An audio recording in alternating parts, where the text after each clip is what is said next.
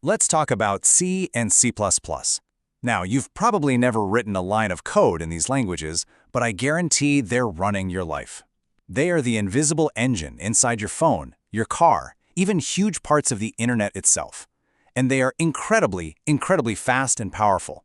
But here's the catch. The very thing that makes them so good is also a massive hidden danger, responsible for some of the biggest security breaches in history. So today, we're going to dig in and ask, why? And it's a real puzzle, isn't it? How can a language that is literally half a century old be both the absolute bedrock of our modern digital world and, at the same time, a huge security risk? Well, let's unpack that. So, our story kicks off right here. The C programming language was created by the legendary Dennis Ritchie way back in 1972. Just to put that in perspective for you, that is before the first Star Wars movie even came out. In tech years, that's basically ancient. And yet, somehow, it's still everywhere. And you know, when I say everywhere, I really mean it. The very heart of operating systems like Linux, the tools that actually build other programming languages, the engines running the video games you love, the tiny little computers in your car or your microwave, so much of that stuff is built on good old C and C++. It is the invisible foundation of our digital lives. Okay, so why? Why do we still use it? Why not just switch everything over to something newer, something, safer? Well, the answer really boils down to one single core feature. You could almost call it a programmer's superpower. And that superpower is this: direct, manual control over the computer's memory. This is the absolute key. If you understand this one concept, you'll understand both the incredible performance and the incredible danger of C and C++. Think about it like driving a car, right? Most modern languages, like Python or Java, they're like driving an automatic. The car just handles the gear changes for you. It's way simpler, it's safer. But C and C++, they're like driving a manual, a stick shift. You, the driver, are in complete control of the clutch, the gear stick, everything. You can get the absolute maximum performance out of that engine, but if you make one little mistake, you could stall it, or, much worse. So, why on earth would anyone choose the harder manual option? Well, because for certain jobs, it's totally non-negotiable. If you're building something like an operating system or a high-frequency trading platform or software for a tiny device with very little memory, you need that precise, granular control to squeeze out every single drop of performance. And that is where C and C++ absolutely shine. But, and this is a big but, that exact same power, that total control, is precisely where things get dangerous. So let's look at a classic example of how this programmer's superpower can backfire spectacularly.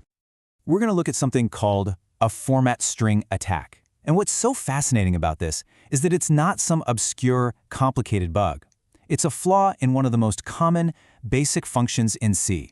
A function called printf, which is, well, it's just used to print text to the screen.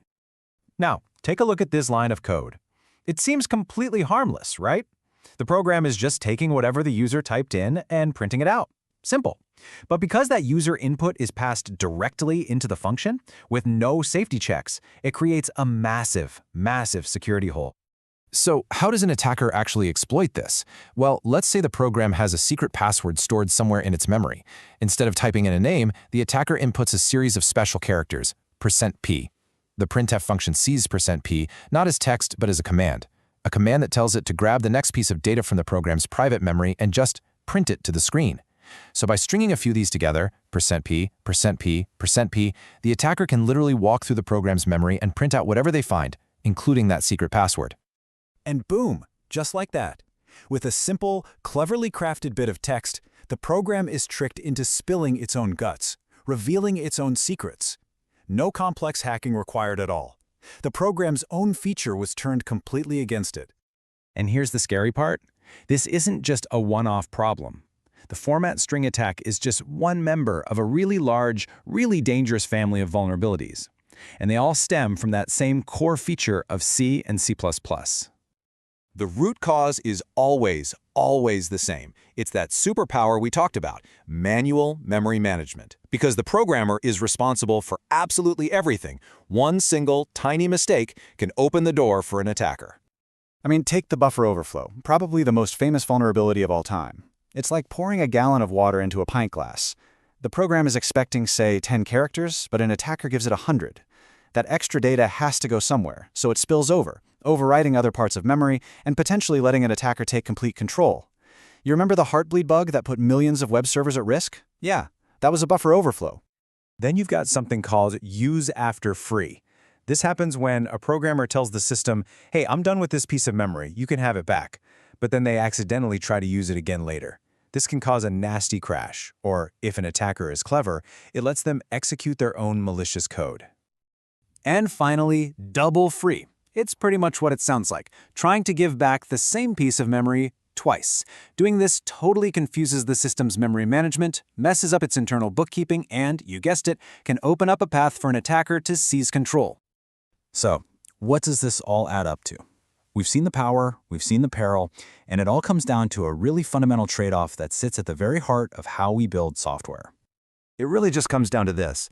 In the world of C and C++, the feature that gives you ultimate power is the exact same one that creates ultimate danger. They're not separate things, they are two sides of the very same coin. And this is the trade-off, plain and simple. On one side, you get the amazing benefit of raw power and performance that is just unmatched. But on the other side, you get the heavy burden of immense complexity and risk, where one tiny mistake can lead to a catastrophic security failure. Which kind of leaves us with one final big question. As we build the technology of the future, technology that demands both blistering speed and ironclad security, we constantly have to ask ourselves, where do we draw the line? When is the power of C and C++ actually worth the risk? That's the challenge that developers are grappling with every single day.